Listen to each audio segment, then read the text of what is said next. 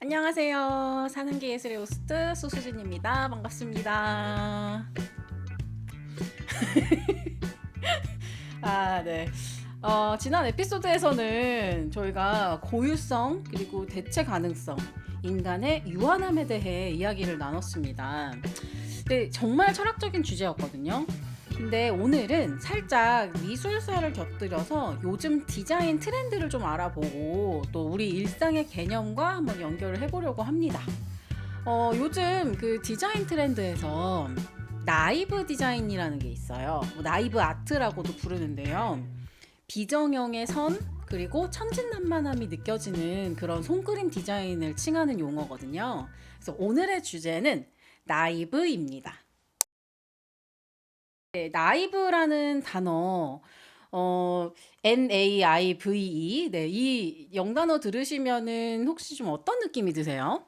이게 한국어로 번역하면요. 순진하다, 단순하다, 세상 물정 모른다. 그러니까 뭔가 약간 좀 부족하다는 그런 뉘앙스가 있는 단어거든요. 그래서 딱 이 단어만 들었을 때는 칭찬처럼 들리지는 않을 수 있어요. 근데 이거를 예술의 세계에서 나이브 아트를 살펴보면 하나의 고유한 양식이자 하나의 또 미학적 태도로 자리 잡은 개념입니다. 근데 그 시작이 되게 흥미로웠거든요. 그래서 제가 썰을 오늘 좀 풀어드리겠습니다. 네, 나이브 아트라는 말이 본격적으로 쓰이게 된 건 19세기 말 프랑스에서입니다. 당시에 파리 세관에서 통행세를 걷는 하급 공무원이 있었어요. 근데 그분이 마흔이 넘어서 독학으로 그림을 시작한 거예요. 그래서 그 사람의 이름이 바로 앙리 루소입니다. 예, 별명은 세관원 루소였다고 해요. 근데 루소 그림은 정식 미술 교육을 이렇게 받은 사람의 눈으로 봤을 때는 어딘가 좀 어색하거든요. 원근법 아예 없고 그 인체 비례도 약간 이상하고요. 무려 같은 대륙에 살지도 않는 동물들이 한 정글 안에 모여 있어요. 그리고 이제 루소가 실제로 정글에 가본 적도 없는데 그냥 파리 식물원이랑 이 동물 사파책을 보면서 이제 상상으로 그림을 그린 거예요. 그래서 이 그림을 이제 처음으로 발표했을 때 굉장히 비웃음을 샀어요. 그리고 평론가들은 이 그림을 보고 너무 조잡하다고 그렇게 말했습니다. 근데 루소는 흔들리지 않았어요. 그러니까 자기 그림이 훌륭하다는 것을 되게 의심하지 않았거든요. 그래서 나중에 루소가 피카소한테 이런 말을 했다고 전해집니다. 피카소, 우리는 이 시대의 가장 위대한 화가야. 이렇게 말을 했대요. 너무 당당하죠. 근데 실제로 루소의 그림을 알아봤던 사람 중 한 명이 피카소였어요. 피카소는 이렇게 길거리에서 이렇게 캔버스를 파는데 그때 루소의 그림을 우연히 발견합니다. 그냥 덧칠해서 쓰려고 헐값에 그냥 이렇게 파는 싸구려 그림이었는데 그 그림을 본 피카소가 즉각적으로 루소의 천재성을 알아봤어요. 그리고 1908년에 피카소가 자신의 스튜디오에서 루소를 위한 파티를 엽니다. 근데 그때 그 파티에 정말 당대 최고의 예술가와 문인이 모였다고 해요. 그래서 이 파티를 나중에 정말 20세기 가장 주목할 만한 예술계의 사교 행사였다. 이렇게 기록이 됩니다.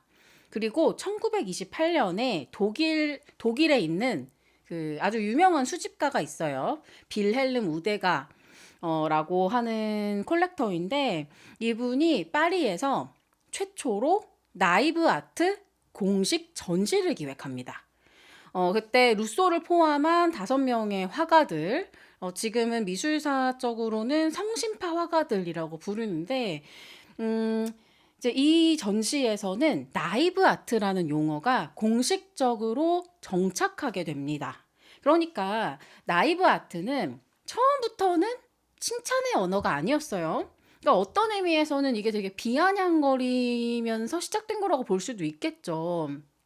그러니까 정식 훈련을 받지 않은 사람의 그림이었고, 약간 뭔가 좀 어색하고 어설픈 그런 그림이었다는 거죠. 근데 그 어색함에서 나오는 진정성, 그리고 그 자유로움이 오히려 당대 가장 예민한 예술가인 피카소를 사로잡았다는 것이 굉장히 좀 인상적인 지점이라고 생각합니다. 네, 근데 사실 여기서 더 흥미로운 게 있어요. 이게 100년도 더 된 개념이거든요. 근데 이 개념이 요즘 다시 주목받고 있습니다. 그래서 2026년에 이 현재 트렌드를 보면요. 이 나이브 디자인이라는 용어가 정말 빠지지 않는 키워드가 됐어요. 뭐 어도비나 캔바 같은 주요 이런 디자인 플랫폼들이 올해 가장 주목할 트렌드로 나이브 디자인을 뽑고 있습니다.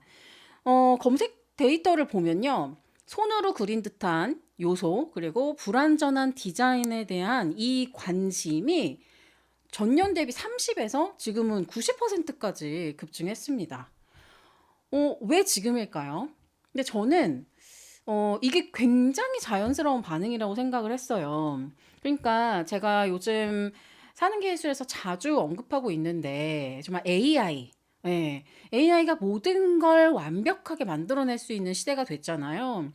뭐 구도며 색감이며 지금은 저도 지금 완전 빠져서 많은 테스트를 하고 있지만 뭐 제가 그림을 프롬프트를 넣어봐도 정말 기대 이상의 작품이 나옵니다. 그러다 보니까 역설적으로 이 완벽함이 오히려 불편해지기 시작한 거예요. 그러니까 삐뚤어진 선, 그리고 살짝 뭔가 어긋난 비율, 뭐 이런 것들이 오히려 신뢰의 신호가 되는 거죠. 그래서 이거는 사람이 만든 거다. 여기에는 어떤 휴먼 터치가 있다. 라는 어떤 증거가 된다는 거예요. 그래서 이 나이프 디자인을 연구하는 한 디자이너는 이렇게 표현했어요. AI가 완벽한 비주얼을 몇 초 안에 만들어낼 수 있을 때 불완전함은 오히려 노력과 시간과 수고의 표시가 된다. 그게 작가성의 증거가 된다. 이렇게 말했습니다. 그리고 또 나이브한 이 미감에 끌리는데 또 다양한 요소들이 당연히 있겠죠. 또 그 중에 하나는 좀 노스텔지어의 힘이라고도 생각을 합니다. 낙서나 스티커 이런 삐뚤빼뚤한 그런 글씨를 보면은 이게 굉장히 그 어린 시절의 향수를 건드리거든요. 그래서 그 어릴 때 그림 그릴 때는 막 되게 잘해야 된다라는 이런 강박도 없고 어떤 디자인 언어라든지 이런 게 사실은 중요하지 않잖아요. 진짜 하나도 안 중요하잖아요. 네, 그냥 하고 싶어서 했던 그런 그 시절의 감각을 또 떠올리게 하는 그런 힘이 있다고 봅니다. 그러니까 나이브 아트가 지금 주목받는 이유는 이게 단순히 귀엽고 유행하는 스타일이 아니라 그 미학 뒤에 인간이 인간다움을 증명하고 싶은 그런 욕구가 있다라고 읽혀지는 거죠.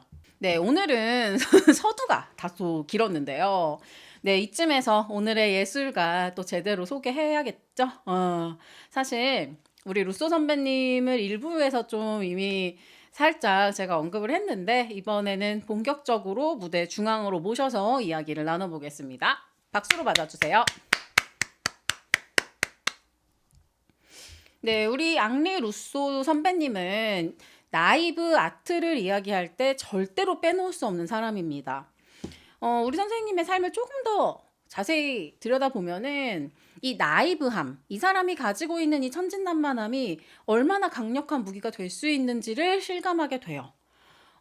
일단 아까도 말씀드렸지만 우리 선배님은 40이 넘어서 그림을 시작했어요. 그러니까 파리 세관원으로 일하다가 49살에 퇴직하고요. 그때부터 그림에 완전히 몰두합니다. 사실 49이니까 거의 50 다 돼서 했다고 봐도 무관하겠네요.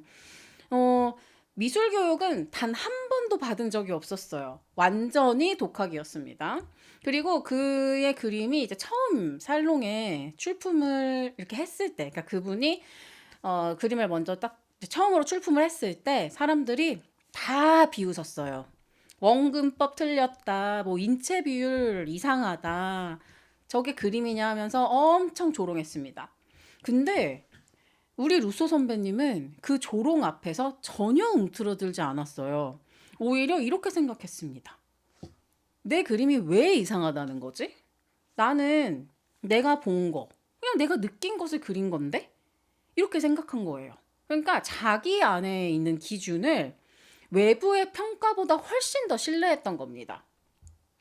그래서 루소 우리 선배님의 대표작 중 하나인 꿈, 더 드림을 보면은 정글 한가운데 붉은 소파가 있고요. 그 위에 나체 여인이 누워 있어요. 근데 루소 선배님이 그냥 본인 인생 평생에 프랑스를 한 번도 떠나본 적이 없었는데 열대 정글을 그린 거예요. 그러니까 파리 식물원에서 본인이 본 식물, 그리고 동물 사파책 있죠. 거기서 본 동물을 참고해가지고 자기 상상으로 만들어낸 거예요.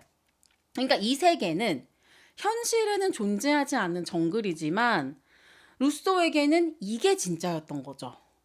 자, 그러니까 나이브 아트의 핵심이 바로 여기에 있다고 생각을 합니다. 그러니까 세상이 맞다고 정해놓은 방식을 몰랐던 게 아니에요. 근데 그 방식보다 자기 내면의 시선을 더 믿었다는 거죠. 그러니까 루소 선배님의 뭐 원근법을 아예 몰랐을까요? 그건 아니죠. 그 당시의 모든 그림들은 원근법을 철저히 지켜서 그려진 그림들이 있었는데요. 그러니까 본인이 이 원근법이라는 게 존재하는 걸 모를 수는 없죠.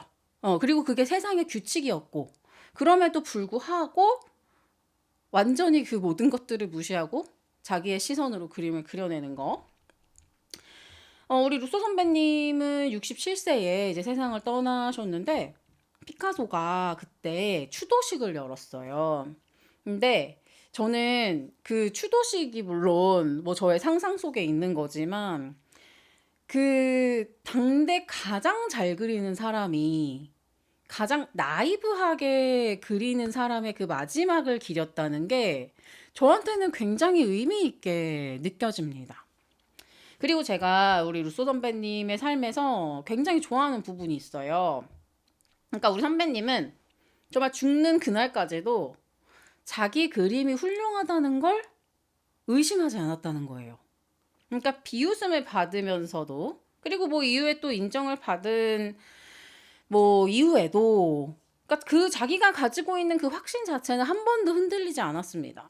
그러니까 자기 안에 그 진실에 대해서 정말 천진난만할 정도로 믿었다. 저는 이 부분을 굉장히 좋아하고 또 존경합니다. 뭐 저도 그림쟁이니까 이제 제 그림 이야기를 안 할 수가 없는데, 뭐 저도 이제 그림을 좀 오래 그리다 보니까 요즘은 좀 그림을 그리기 싫을 때도 있어요. 예, 솔직히 말씀드리면. 그래서 요즘 제가 좀 의도적으로 뭘 하려고 하냐면요. 그러니까 완성도에 너무 매이지 말고 어떤 의도를 좀 비우고 그냥 선을 긋자. 예, 이걸 좀 제가 의도적으로 하고 있습니다. 그리고 특히 이제 그림을 어쨌든 제가 업으로 하고 이게 저희 노동이잖아요.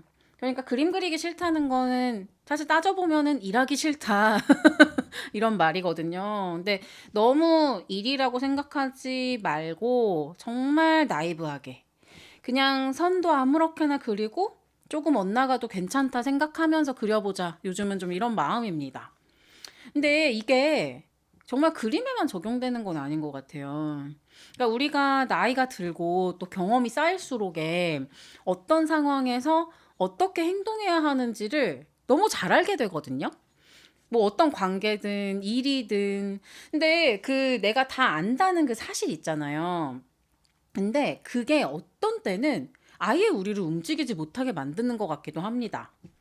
나이브 아트, 이것이 우리에게 제안하는 건 퇴보가 아닌 것 같아요. 그러니까 내가 가진 모든 걸 동원하되 그것에 구속되지 않는 자유. 그러니까 다 알고 있음에도 불구하고 처음인 것처럼 임해보는 이 태도를 말하는 거죠.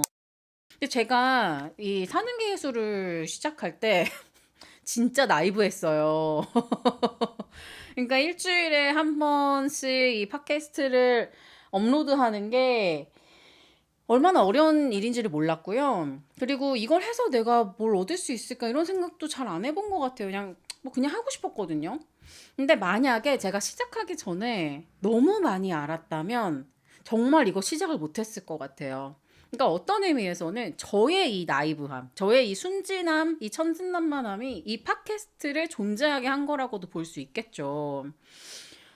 그리고 뭐 요즘은 어떤 느낌이냐면 이 팟캐스트를 일주일에 한 편씩 업로드하기 위해서 어쩌면 내가 정말 생활의 일부가 아닌 전부를 희생해야 한다라는 걸 진작 알았더라면 시작하지 않았을 텐데 막 이런 생각도 합니다. 그래서 아마 조만간 한번 쉬어갈 것 같아요, 여러분. 미리 말씀드립니다. 네, 그래서 오늘은 나이브라는 개념을 가지고 또 나이브 아트까지 알아보았습니다. 혹시 여러분 너무 내가 잘 알아서 그래서 오히려 시작하지 못하고 있는 것이 있으신가요? 혹은 반대로 저처럼 잘 몰랐기 때문에 그래서 과감하게 뛰어들 수 있었던 경험이 있으신가요? 모쪼록 아는 것도 힘, 모르는 것도 힘, 모든 게 여러분의 힘이 되기를 바라겠습니다. 네, 5월이네요. 정말 참 좋은 계절을 보내고 있습니다. 예, 네, 오늘도 뉴스가 있습니다, 여러분. 5월은 정말 여러 기념일이 많고 또 날씨도 진짜 좋잖아요. 그래서 행사가 좀 여러 개 많은데 오는 주 토요일에는 제가 해방촌에 출동합니다. 네, 도서 유람단이라는 행사인데요. 느슨한 책방 연대라고 보시면 좋겠습니다. 그래서 전국에 있는 독립 책방 이제 몇 군데가 모여서 대한민국 방방 곳곳을 이렇게 다니면서 말 맞다나 유람을 하는데요. 올해는 서울 해방촌에서 열립니다. 저는 문방구 섹션을 맡았습니다. 그래서 정말 핸드메이드 키링 그리고 귀여운 비즈 액세서리 그리고 책갈피 이렇게 만나보실 수 있고요. 그래서 혹시 이번 주 토요일에 16일 네, 시간 되시면 놀러 오세요. 장소는 신흥시장 안에 있는 카페 오랑오랑입니다. 우리 오랑오랑으로 말할 것 같으면 정말 해방촌 신흥시장의 터줏대감이시다. 예. 그러니까 수많은 가게가 없어지고 진짜 많이 변했거든요. 근데 오랑오랑은 여전히 그 자리 그대로 있어요. 진짜 뿌리가 단단한 곳이라고 말할 수 있을 것 같은데 예, 여러분 모쪼록 오셔서 오랑오랑 커피도 좀 즐기시고 또 책 유람하시면서 좋은 시간 보내시면 좋겠습니다.